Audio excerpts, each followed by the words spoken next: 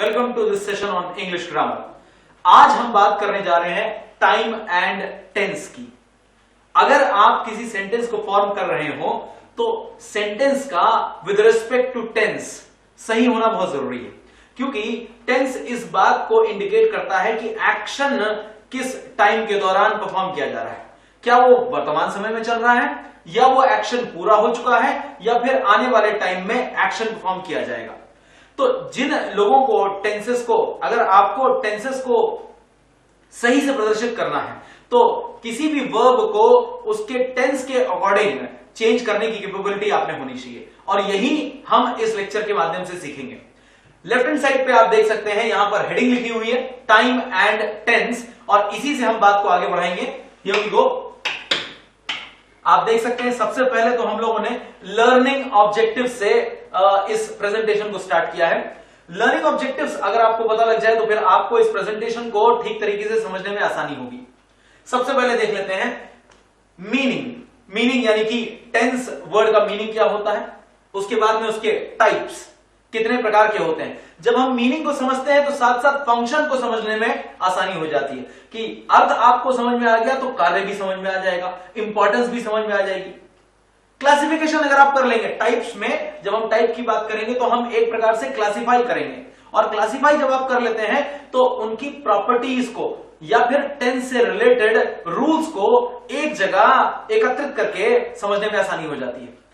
Next part है use of tenses. How do we use tenses when it comes to implementing them in live sentences. आप उनको जब वास्तविक जीवन में सेंटेंस के माध्यम से टेंस का प्रयोग करेंगे तो कैसे कैसे करेंगे।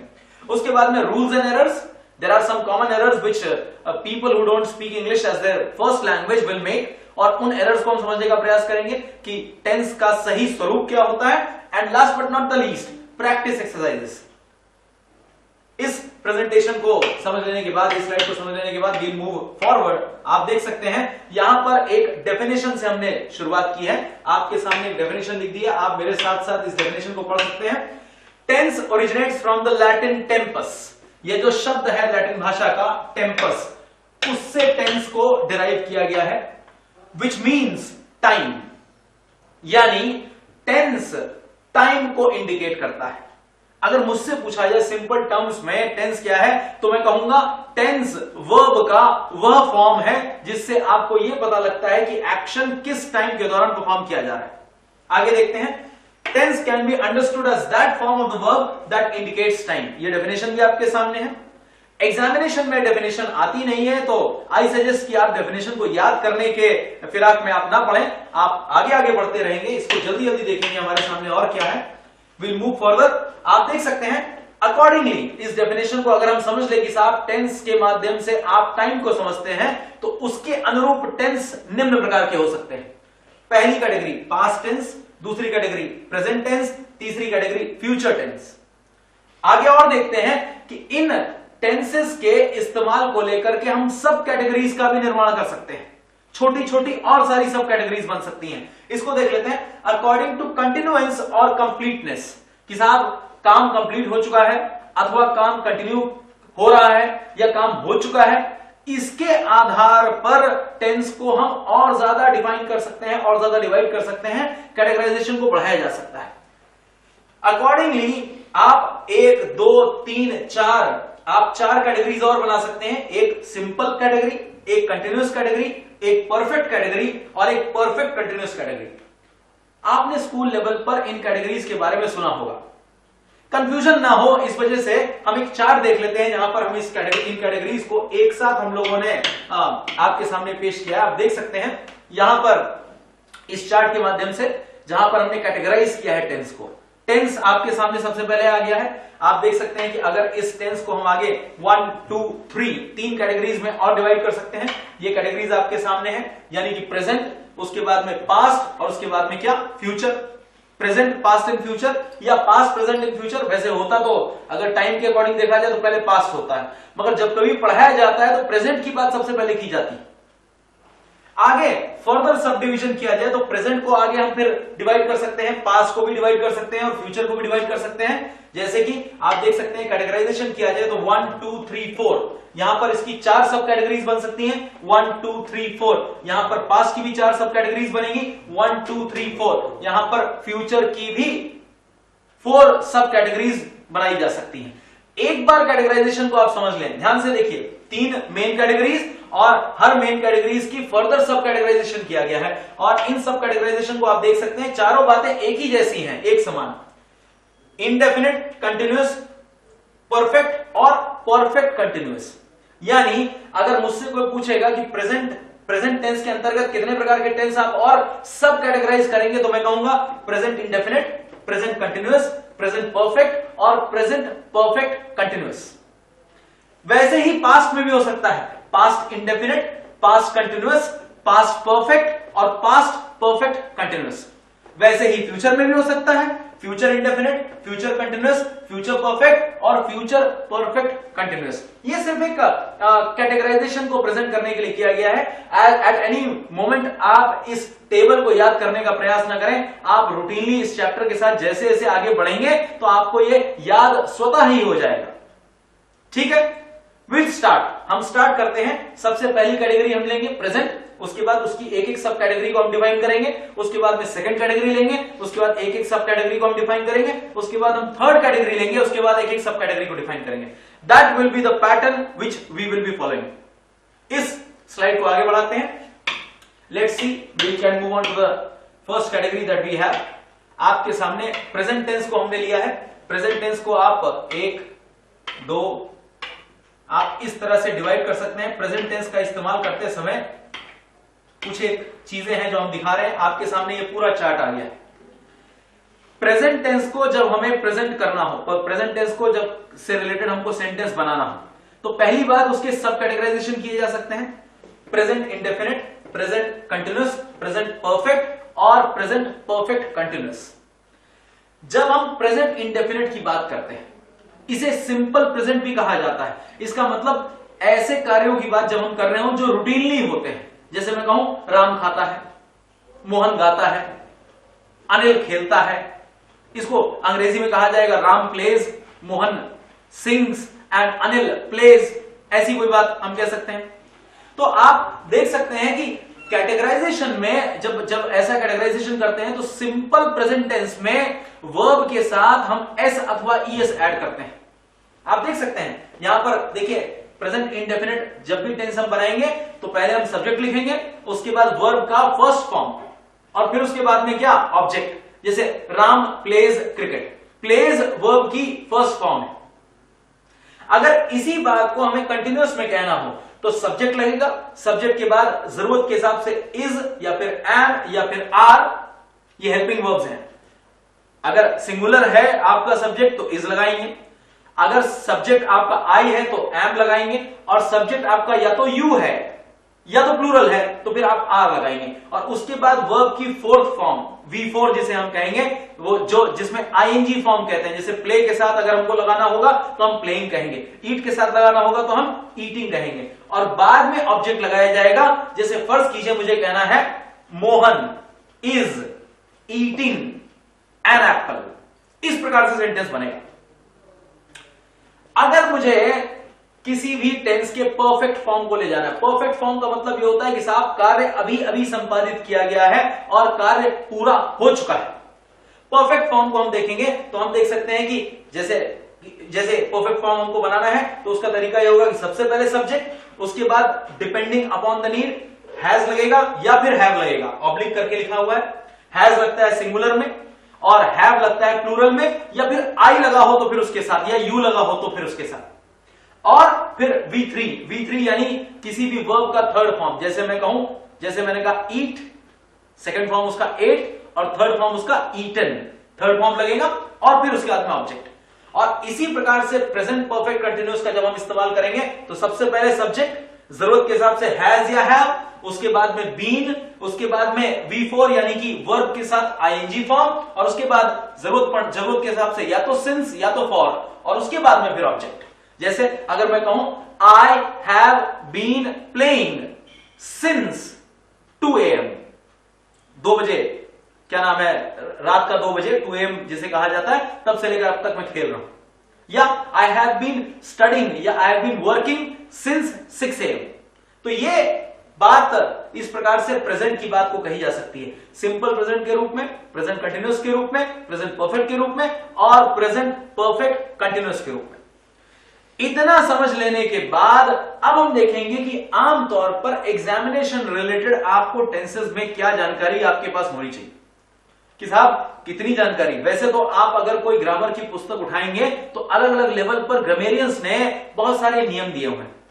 हमने उनमें से अपनी बुद्धि, विवेक और एक्सपीरियंस के हिसाब से कुछ नियम निकाल करके इस प्रेजेंटेशन में पेश किए हैं जो आपके एग्जामिनेशन में काम आएंगे। सारे नियम तो किसी भी एक प्रेजेंटेशन में पेश करना या किसी भी एक क्लास में पेश करना पॉसिबल नहीं है। विल स्टार्ट, विल सी हम लोगों ने किन किन नियमों का समावेश किया है। इस स्लाइड को हम आगे बढ़ाते हैं। सबसे पहले सिंपल प्रेजेंट यानी कि प्रेजेंट इंडेफिनिट। कैसे कैसे हम सिंपल प्रेजेंट का इस्तेमाल कर सकते हैं, कहां कहां हम कर सकते हैं, किन किन परिस्थितियों में कर सकते हैं। देखिए पहला ए करके जो आपके सामने नियम लिखा हुआ है, आप सिंपल प्रेजेंट का इस्तेमाल कहां करेंगे? Use to express an action that are habitual. पहले तो यहां पर एक थोड़ी सी मैं यहां पर आर नहीं होना चाहिए था, यहां पर इज होना चाहिए था क्योंकि बात सिंगुलर में चल रही है। हालांकि इससे अंडरस्टैंडिंग में कोई फर्क नहीं पड़ता है, लेकिन चूंकि सेंटेंस में दिख गया है आर से बेहतर इज होता। To express an action that is habitual, कोई भी ऐसी चीज जो हैबिट के अकॉर्डिंग रूटीनली होती है, प्रतिदिन होती है, रेगुलरली होती है, ऐसी किसी भी चीज को आपको प्रेजेंट करना हो तो सिंपल प्रेजेंट या प्रेजेंट इंडेफिनिट के माध्यम से पेश करना ज्यादा सही होता है। एग्जाम्पल देखिए, ही is taking medicine every day. अब लोगों की आदत होती है, जैसे फॉर लोगों की लोग आईएनजी का इस्तेमाल जो है, he is taking medicine nowadays नहीं, he is taking medicine nowadays नहीं, he takes medicine. Regular phenomena की अगर बात करनी है तो उस रेगुलर फिनोमेना वाली बात को आपको रिप्रेजेंट करने के लिए वहां पर आईएनजी फॉर्म से बेहतर आपका V1 फॉर्म रहेगा। यानी कि टेकिंग गलत है, उसके स्थान पर क्या होना चाहिए था? टेक्स। सिंपल प्रेजेंट में उस बात को रिप्रेजेंट करिए जो आप रूटीनली जो आप रूटीनली परफॉर्म करते हैं, रूटीन हैबिट्स के। ये पहला इस्तेमाल हो, इस पर ध्यान दीजिए। आगे देख लेते हैं, सेकंड देख लेते हैं, टू एक्सप्रेस यूनिवर्सल ट्रूथ्स। यह जो शब्द है यूनिवर्सल ट्रूथ, यूनिवर्सल ट्रूथ का मतलब ऐसे सत्य जो सदैव सत्य रहते हैं, शाश्वत हैं, जो जिन्हें हम कहते हैं एक्सियोमैटिक स्टेटमेंट्स, जिन्हें हम कह सकते हैं कि जो सदा से विद्यमान है, उनमें कोई परिवर्तन नहीं हुआ। जैसे आप देख सकते हैं कि सच बोलना अच्छी बात है, ये कल भी अच्छी बात थी और आज भी अच्छी बात है और कल भी अच्छी बात रहेगी। ऐसे यूनिवर्सल ट्रूथ्स को जब कभी भी आपको एक्सप्रेस करना हो तो भले ही उनके बारे में बात पास्ट की चल रही हो, लेकिन उन्हें रिप्रेजेंट सदैव आप करेंगे प्रेजेंट टेंस के माध्यम से ही। और वो भी प्रेजेंट टेंस में कौन सा टेंस? प्रेजेंट इंडेफिनिट अथवा सिंपल प्रेजेंट। हम एग्जाम्पल देख सकते हैं, यह एक कहावत है, too many cooks are spoiling the broth. इसका मतलब, वैसे तो अगर शाब्दिक अनुवाद करेंगे तो इसका मतलब यह है कि साहब भोजन में अगर बहुत सारे रसोइये या खानसामे लगा दिए जाए तो भोजन का कबाड़ा हो जाता है। लेकिन ये जनरल स्टेटमेंट है। इसका मतलब यह है कि अगर एक ही काम के ऊपर प्लानिंग और इंप्लीमेंटेशन में कई सारे लोग एक साथ काम करेंगे और कोऑर्डिनेशन अगर उनमें नहीं होगा तो फिर काम गड़बड़ हो जाएगा। Too many cooks are spoiling the broth. अब ये बात एक यूनिवर्सल स्टेटमेंट के रूप में सभी कल्चर्स में रिकॉग्नाइज की गई है। इंग्लिश में भी, इंग्लिश लैंग्वेज में भी इसे एक सेइंग का दर्जा दे दिया गया है। और जब कभी भी ये यूनिवर्सल ट्रूथ सेइंग का फॉर्म ले ले या फिर किसी प्रकार से आपको रिप्रेजेंट करना हो तो आप देख सकते हैं, too many cooks spoil the broth. इसे जो है प्रेजेंट टेंस के फॉर्म में होना चाहिए था, और वो भी प्रेजेंट टेंस का कौन सा फॉर्म?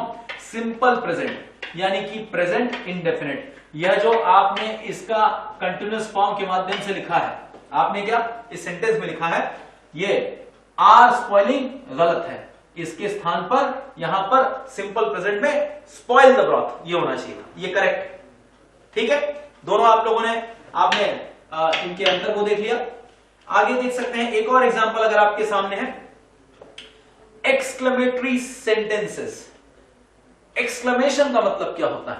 एक्सक्लेमेशन का मतलब होता है कि आप किसी चीज को लेकर के कोई अचंभित हो जाए, तो हम कह सकते हैं कि साहब आप एक्सक्लेम कर रहे हैं, यानी आपके अंदर से हाय ऊ ऐसे करके कोई आवाज आ जाए, इस तरह की कोई बात आ जाए, आप एक्सक्लेम करने की बात कर रहे हैं, किसी चीज को लेकर के आप अचरज से देख रहे हो, तो इस प्रकार की चीज को एक्सप्रेस अगर आप कर रहे हो, और सेंटेंस की शुरुआत किससे हो रही हो, हियर से या फिर देयर से। जैसे अचानक आप किसी को देखें और कहें कि लीजिए साहब हियर कम्स या देयर ही गोज, ऐसा सेंटेंस जब भी आप प्रेजेंट करेंगे, एक्सक्लेम करने की बात करेंगे, तो फिर आप उसे प्रेजेंट टेंस में पेश करने का काम करें। जैसे आप देख सकते हैं there she goes with her head head high, वो जाती है, देखो बिल्कुल गर्व से उसका सिर जो है सिर उठा के जा रही है, स्वाभिमानी महिला है, इस तरह की बात, या स्वाभिमानी या वीर पुरुष है, वो जा रहा है। इसी प्रकार से here comes the great orator, here comes the great orator, इसका मतलब ये हुआ कि लीजिए साहब ये आ गए, ये बहुत बड़े वक्ता हैं, इनकी बात में बहुत ज्यादा दम है, इनकी बात सुनी जाए। तो इस प्रकार के एक्सक्लेमेटरी सेंटेंसेस को जब कभी भी here comes the Salman Khan इस टाइप की बात कहनी हो, बहुत बढ़िया बॉडी बिल्डर या बहुत ही देखने में अच्छा व्यक्ति आ जाए, तो हम कह सकते हैं हियर कम्स द आइंस्टीन, बुद्धिमान व्यक्ति। इस तरह के एक्सक्लेमेशन जब कभी भी देने हो, तो आप देख सकते हैं हैबिचुअल एक्शन, यूनिवर्सल ट्रूथ्स, या फिर एक्सक्लेमेटरी सेंटेंसेस का इस्तेमाल करते समय आपको सिंपल प्रेजेंट या फिर प्रेजेंट इंडेफिनिट का इस्तेमाल करना चाहिए। आगे इसी सिंपल प्रेजेंट टेंस को हम आगे ऑब्जर्व करते हैं, और कहां कहां हमने देखा हुआ है, ये देखिए प्रेजेंट टेंस में जब कभी भी बात कही जाए, अब बात प्रेजेंट की चल रही है, लेकिन हमने एक रूल डाल दिया है जिसमें हमने फ्यूचर की एक बात डाल दी है। अब इस रूल को चाहे तो हम फ्यूचर टेंस की कैटेगरी के अंतर्गत पढ़ सकते थे, और चाहे तो हम प्रेजेंट टेंस के अंतर्गत पढ़ सकते थे। नियम यह है, do not use two future tenses in a sentence. एक ही सेंटेंस में दो बातें फ्यूचर टेंस वाले वर्ब के साथ नहीं कहनी चाहिए। दो बार विल का प्रयोग, दो बार शैल का प्रयोग, इस तरह की बात। जैसे you will fail if you will not work hard ना, ये बात इस तरह से नहीं होनी चाहिए। ये जो दो बार विल लगाया है आपने, इसका इसमें ये जो दूसरा विल है, इसको आपको नहीं लगाना चाहिए था। क्यों? क्योंकि दो बार आपको रूल यही कहता है, दो बार आपको एक्सप्रेस नहीं करना चाहिए था। इस बात को यूं कह सकते थे, you will fail if you do not work hard. और जो पहली बात है, जैसे आप हार्डवर्क नहीं करेंगे तो आप भविष्य में जाके फेल हो जाएंगे। तो दूसरी बात है कि फेल होने की जो बात है उसको तो विल से आप रिप्रेजेंट करिए, लेकिन अपनी जो हार्डवर्क ना करने वाली बात है उसमें विल लगाने की आवश्यकता नहीं है। तो इस सेंटेंस का सही स्वरूप, सही फॉर्म, करेक्ट रिप्रेजेंटेशन होगा, you will fail if you do not work hard. इसको हम आगे बढ़ाते हैं, देखते हैं आगे और क्या है। देखिए, use present tenses generally while making a commentary. अक्सर आप कमेंट्री में, अगर आप अंग्रेजी कमेंट्री आजकल क्रिकेट के साथ आम बात हो गई है, जो लोग इंग्लिश नहीं भी समझ पाते हैं वे कमेंट्री और एक्शन मिला करके समझ जाते हैं।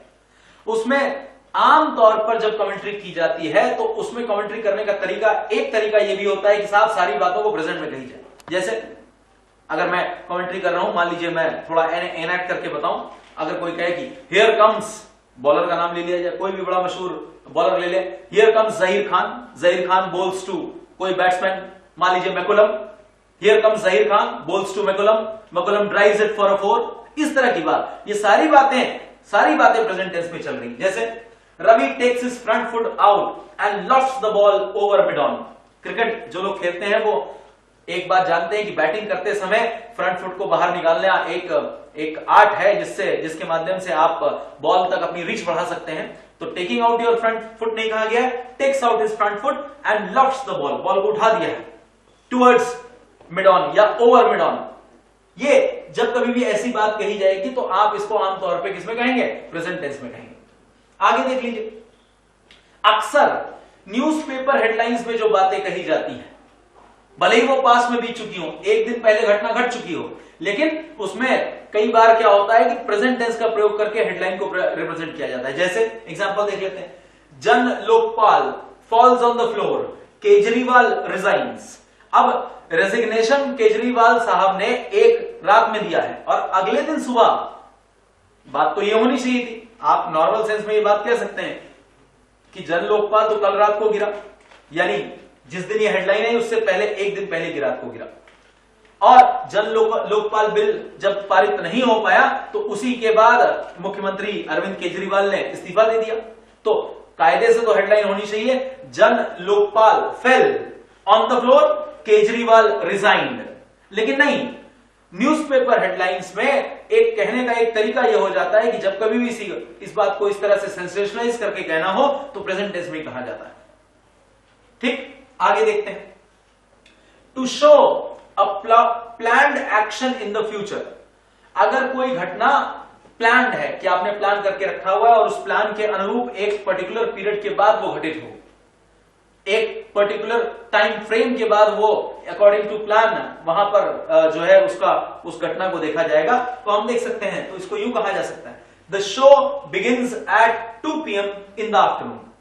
द शो, वैसे तो इसे यूं भी कहा जा सकता है द शो विल बिगिन, लेकिन विल बिगिन का इस्तेमाल नहीं किया, क्या कहा, the show begins at 2 PM in the afternoon. ये घटना जो है इस प्रकार से घटेगी। तो आप देख सकते हैं यहां पर जो बातें बताई गई स्लाइड के माध्यम से कि आप एक सेंटेंस में 2 बार फ्यूचर इंडिकेटिंग वर्ब्स का इस्तेमाल ना करें। दूसरी बात कही गई कि जब कभी भी कमेंट्री जैसी बात हो तो फिर आप सिंपल प्रेजेंट का इस्तेमाल कर सकते हैं। तीसरी बात, न्यूज़पेपर हेडलाइन में अगर बीती हुई घटना को आप प्रेजेंट टेंस से रिप्रेजेंट होते हुए देखें तो फिर आप हैरान ना हो। और चौथी बात, अगर कोई एक्शन जो फ्यूचर में घट रहा है उसके घटित होने को लेकर के प्रेजेंट टेंस में रिप्रेजेंटेशन किया जा रहा हो तो उसको भी लेकर आप हैरान ना हो। आगे देखते हैं।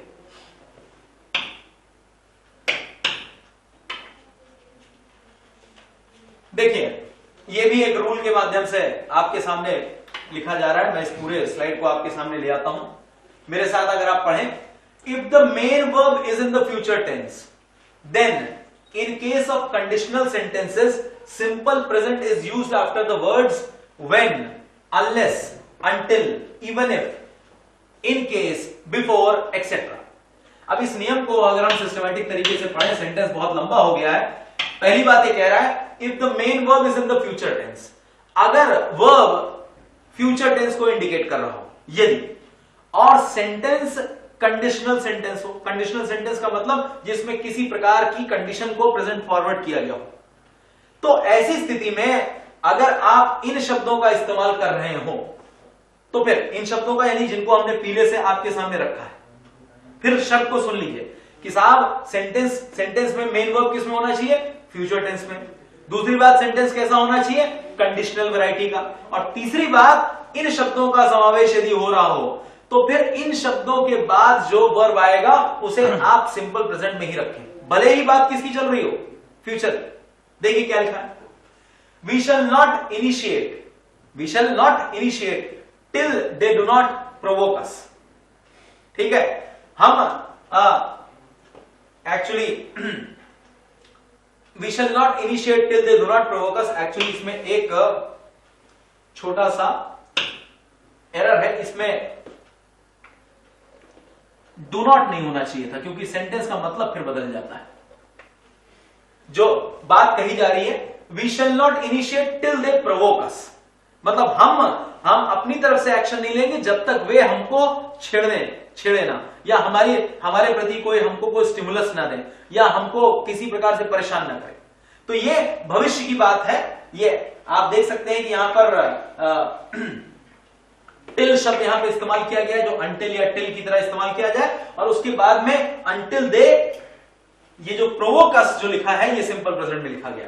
फिर देखिए, आई शैल नॉट हेल्प हिम, बात ये भविष्य की है, लेकिन तुरंत क्या देखिए, इवन इफ आया है। देखिए आपकी लिस्ट में इवन इफ मौजूद है, इवन इफ के बाद कंडीशनल सेंटेंस है, ही बेग्स फॉर इट, मतलब मैं उसकी मदद नहीं करूंगा, भले ही वो मुझसे गिड़गिड़ा है, मैं मदद नहीं करूंगा, ये कोई व्यक्ति कह रहा है। भविष्य की बात, कंडीशनल सेंटेंस, और इन शब्दों के बाद आप प्रयोग करें सिंपल प्रेजेंट का। आगे देख सकते हैं, अनलेस ही वर्क्स हार्ड। देखिए अनलेस भी आपके लिस्ट में है। अब इसको unless he will work hard नहीं कहा गया है, unless he works hard simple present में, he will not pass the exam. फिर आगे देखते हैं, we shall move as soon as as soon as we get a signal, as soon as भी आपके लिस्ट में है, यहां पर हमने एक्सेट्रा करके डाला था, वो जगह कम है तो एज सुन एज भी वर्ड है। आप अपनी वॉल्यूम्स या किसी किताब को देखेंगे तो कुछ एक शब्द इसमें और मिल जाएंगे। फिर आप देखते हैं I shall go to New Delhi in case, in case भी इसमें इस लिस्ट में है, देखिए इन यहां पर है और केस यहां पर है। तो आप देख सकते हैं इस पूरे स्लाइड के माध्यम से जिस बात को दर्शाया गया है उसको मैं चाहता हूं कि आप जरूरत पड़े तो स्लाइड को पॉज करके आप इसको नोट डाउन कर सकते हैं वीडियो देखते समय कि साहब आप सिंपल प्रेजेंट का इस्तेमाल तब करेंगे फ्यूचर टेंस में करेंगे। और फ्यूचर टेंस में कब करेंगे? जब आप फ्यूचर टेंस में आप प्रेजेंट टेंस का इस्तेमाल करेंगे, तब करेंगे जब आपका सेंटेंस कंडीशनल नेचर का हो और फिर आपके सेंटेंस में इस प्रकार के शब्दों का समावेश किया गया हो, उसके तुरंत बाद सेंटेंस भले ही फ्यूचर का हो, आपको इस्तेमाल करना चाहिए प्रेजेंट टेंस का ही। ठीक है, इसको आगे बढ़ाते हैं। Let's see what we have.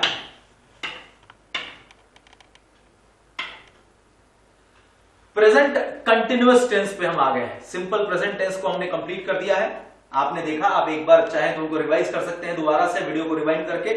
अब हम प्रेजेंट कंटिन्यूअस पे जा रहे हैं। प्रेजेंट कंटिन्यूअस के बाद हम प्रेजेंट परफेक्ट पे जाएंगे और प्रेजेंट परफेक्ट के बाद हम प्रेजेंट परफेक्ट कंटिन्यूअस पे जाएंगे।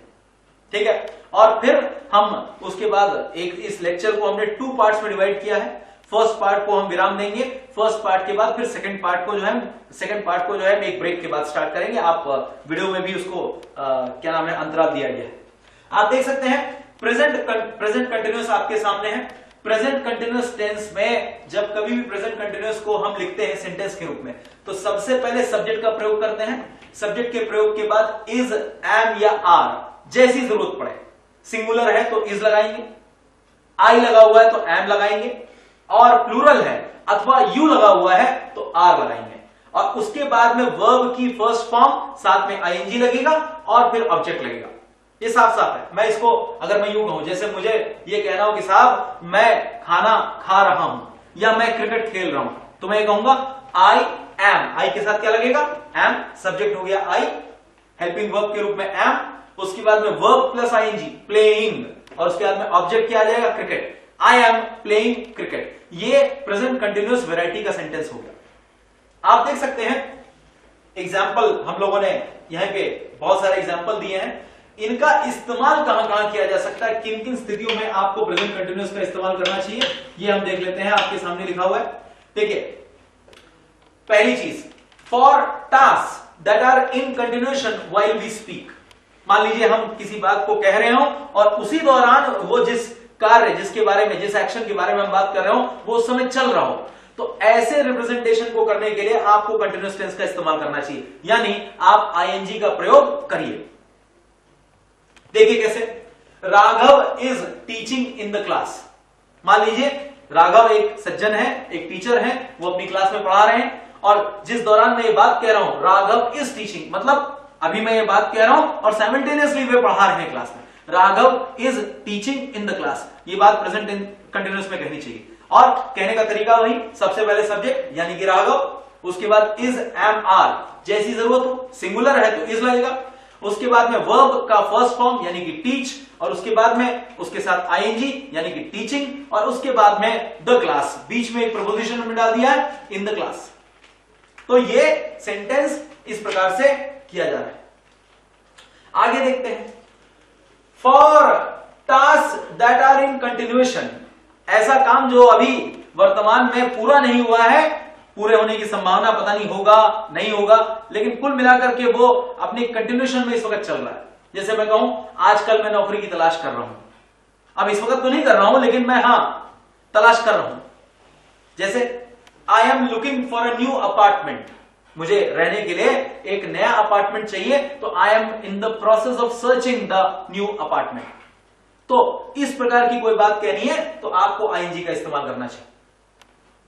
नेक्स्ट, आईएनजी का इस्तेमाल करना चाहिए यानी कि प्रेजेंट कंटिन्यूअस फॉर्म का। आगे देखते हैं, for task to be perform in the near future, यानी कोई ऐसा काम आप कर रहे हैं जो आपको नियर फ्यूचर में परफॉर्म करना है, यानी कि बिल्कुल अभी कुछ दिनों के बाद या थोड़े समय के बाद आपको करना है, अबाउट टू डू वाली स्थिति, मैं करने ही वाला हूं, तब आपको आईएनजी फॉर्म का इस्तेमाल करना चाहिए। जैसे they are going to get married tomorrow, कल ही शादी करने का इरादा है। We are planning to buy a car today, यानी आज ही, नियर फ्यूचर में, कुछ घंटों के बाद कार खरीदने वाले हैं। इस तरह की बात, ये सारे इस तरह के आप एग्जांपल देख सकते हैं, ए बी सी, 3 एग्जांपल हमने दिए हैं। कोई कार्य चल रहा हो, जैसे मैं बोल रहा हूं उसी दौरान चल रहा हो, तो आईएनजी का इस्तेमाल करिए। कोई काम कंटिन्यूएशन में चल रहा हो, तुरंत नहीं चल रहा है लेकिन हाँ इस वक्त उसकी चलने की संभावना है कि हाँ भाई वो चल रहा है अपने स्थान पर, तो आईएनजी का इस्तेमाल करिए। नियर फ्यूचर में भी बात को अगर आपको रिप्रेजेंट करना है तो भी आप आईएनजी का इस्तेमाल करिए, प्रेजेंट कंटिन्यूअस फॉर्म का। ठीक है, we'll see what the next slide has for us. Present continuous form के फॉर्म को हम आगे भी देखते हैं, कहां कहां कैसे कैसे हमको इस्तेमाल करना चाहिए। देखिए, अगर हम स्टेटिव और डायनेमिक वर्ब्स की बात करें, स्टेटिव वर्ब्स और डायनेमिक वर्ब्स की बात करें, अब stative verbs and dynamic verbs के एग्जांपल देख लीजिए क्या है। वर्ब्स ऑफ परसेप्शन, ऐसे वर्ब्स जो जिनके माध्यम से आप किसी चीज को महसूस कर पा रहे हो, परसेप्शन कर पा रहे हो जिनके माध्यम से, जैसे सी माने देखना, स्मेल माने क्या, सूंघ के सुगंध या दुर्गंध प्राप्त करना, हियर यानी कि सुनना, टेस्ट, फील, जिनसे हमें सेंसेशन मिल जाए या जिनसे हमें किसी चीज को महसूस करने में मदद मिले, ऐसे वर्ब्स के साथ जब कभी भी आपको इस्तेमाल करना हो तो फिर आप आईएनजी फॉर्म इस्तेमाल को ध्यान रखें। आगे, इमोशन को अगर आपको इस्तेमाल करना हो, इमोशन को एक्सप्रेस करना हो, hope, want, desire, refuse, believe, doubt, detest, इस प्रकार के वर्ब ऑफ थिंकिंग, अगर आप सोच रहे हैं किसी के बारे में, suppose, agree, verbs of possession, इन सब के साथ आप थोड़ा सा ध्यान देने वाली बात है कि आईएनजी का इस्तेमाल नहीं किया जाता है। You should not be using, आप प्रेजेंट कंटिन्यूअस फॉर्म में इनको पेश ना करें। किनको? वर्ब्स ऑफ परसेप्शन को, वर्ब्स ऑफ इमोशन को, वर्ब्स ऑफ थिंकिंग को, वर्ब्स ऑफ पोजीशन को। जैसे फॉर एग्जांपल मैं आपको एक छोटा सा एग्जांपल देकर बताऊं, मान लीजिए यहां पर लिखा है बिलोंग, हैव, ओन, पोजेस। कई लोग कहते हैं Ramesh is having 2 houses in new Delhi. Is having नहीं कहना चाहिए, उसे सिंपल प्रेजेंट में कहना चाहिए, Ramesh has 2 houses in new Delhi, 2 मकान उसने लेके रखे हुए। आई एम ओनिंग 4 कार्स, नहीं, I own 4 cars, simple present tense में ये कहना चाहिए। कोई भी चीज, जैसे I am hoping to see you नहीं कहना चाहिए, I hope to see you. I am wanting to meet you नहीं कहना चाहिए, I want to meet you. I am refusing to accept this offer, नहीं, I refuse to accept this offer. ये जितने भी शब्द हैं, इन शब्दों को आप थोड़ा सा ध्यान रखें। इन शब्दों को आमतौर पर जनरली जब कभी भी पेश किया जाता है, इन सभी शब्दों के साथ आईएनजी फॉर्म का इस्तेमाल नहीं करना चाहिए। ये इस स्लाइड में हम लोगों ने कहीं स्पेसिफिकली लिखा नहीं है कि आप आईएनजी का इस्तेमाल ना करें, मुझे लिख देना चाहिए, यहां पे लिख दो, present continuous should not be used. जब भी आप पढ़ें तो ये लिख दें, present continuous should not be used, उसका इस्तेमाल ना करें। किनके साथ? वर्ब्स ऑफ परसेप्शन के साथ, वर्ब्स ऑफ इमोशन के साथ, वर्ब्स ऑफ थिंकिंग के साथ और वर्ब्स ऑफ पोजीशन के साथ। तो अगर आप प्रेजेंट कंटिन्यूअस का इस्तेमाल ना करें तो फिर काहे का इस्तेमाल करें? सिंपल प्रेजेंट का इस्तेमाल करें या फिर प्रेजेंट इंडेफिनिट का इस्तेमाल करें। Do not use the present continuous form, instead use the simple present or present indefinite form.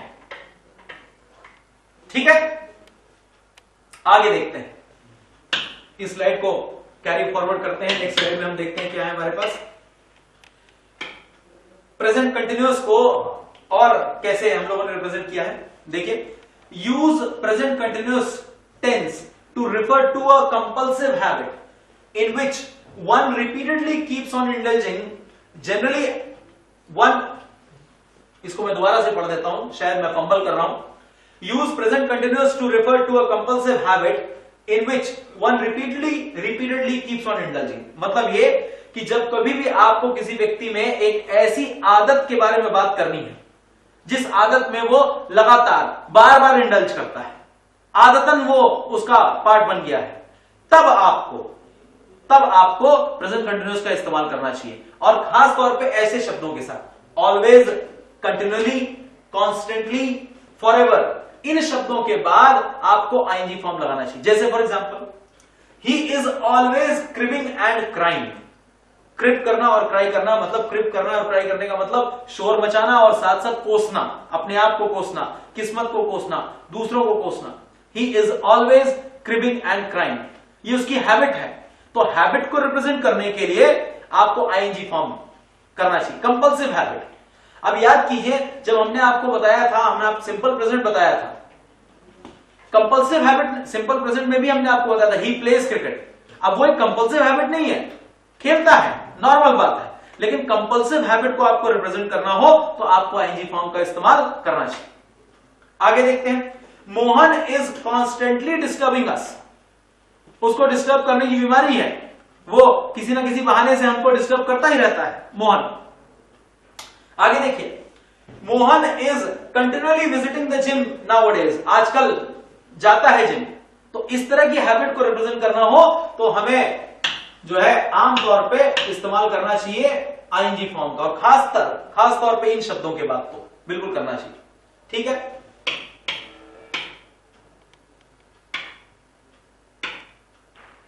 अब आपके सामने नेक्स्ट टेंस आ रहा है जिसे हम लोग कहेंगे present perfect tense. Present continuous हो गया, प्रेजेंट परफेक्ट आ गया। अब प्रेजेंट परफेक्ट टेंस को देख लेते हैं। प्रेजेंट परफेक्ट का मतलब क्या होता है? प्रेजेंट परफेक्ट टेंस का इस्तेमाल तब हम करते हैं जब हमने एक्शन को संपादित कर दिया।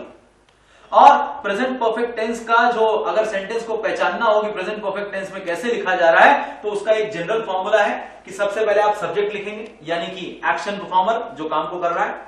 उसके बाद हैज या फिर हैव का इस्तेमाल किया जाएगा। उसके बाद में वर्ब का थर्ड फॉर्म और उसके बाद में ऑब्जेक्ट। कैसे? जैसे मैं समझाता हूं। मान लीजिए मैंने कहा राम एक व्यक्ति है, उसके बाद में हैज, उसके बाद में वर्ब का third form eaten an apple. Ram has eaten an apple. इस तरह से हम लिख सकते हैं। तो जब कभी भी इस प्रकार के टेंस का हम इस्तेमाल कर रहे हो, प्रेजेंट परफेक्ट टेंस का, जहां पर सब्जेक्ट फिर हैज या हैव और फिर वर्ब का थर्ड फॉर्म और फिर ऑब्जेक्ट, उसके इस्तेमाल को लेकर के कुछ एक सावधानियां बरतनी चाहिए, जिनको हम यहां पर देख लेते हैं कैसे कैसे हमें बरतना है। सबसे पहले यूज प्रेजेंट परफेक्ट, ये पहली बात है जो आपको ध्यान रखनी है। Use present perfect to show a task that started in the past and is still in continuation. मतलब प्रेजेंट परफेक्ट का इस्तेमाल आप तब करें जब आपको एक ऐसे गतिविधि या एक ऐसे एक्शन के बारे में बात करनी हो जो स्टार्ट तो हुआ कुछ समय पहले और तब से लेकर के कंटिन्यूएशन में है और अभी भी कंटिन्यूएशन में चल रहा है। It started some time back and is still continuing. जैसे for example, he has taught for 15 years. मतलब किसी व्यक्ति के बारे में कहा जा रहा है कि साहब इनको पढ़ाते हुए 15 साल हो चुके हैं, यानी शुरू किया था 15 साल पहले और अभी भी पढ़ा रहे हैं। The task is in continuation.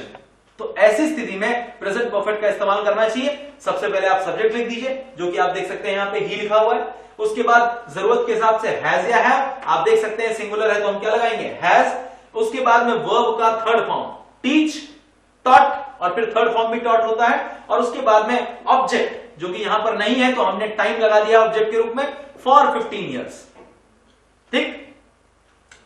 I have known him for 3 years. मतलब मैं 3 साल पहले मुलाकात हुई, जान पहचान हुई और तब से लेकर आज भी मैं उसे जानता हूं। उसके बारे में मैं बता सकता हूं कि साहब उसके बारे में ये गतिविधियां हैं उसकी, ये उसमें अच्छाइयां हैं, ये उसमें कमियां हैं, मैं उसे जानता हूं ठीक तरीके से।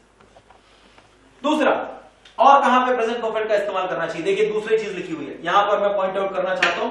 एक्चुअली इसे थोड़ा सा बोल्ड में लिखना चाहिए था, बोल्ड नहीं किया है इसको। आप ये बी यहां पे लिखा हुआ है। Use present perfect if you are not clear about the time of completion of the task.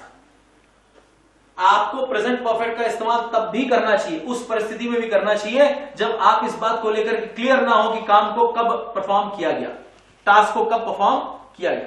ठीक, आप देख सकते हैं। Have you ever been to Nagpur? सवाल किया है, क्या कभी आप नागपुर में गए हैं? Have you ever been to Nagpur?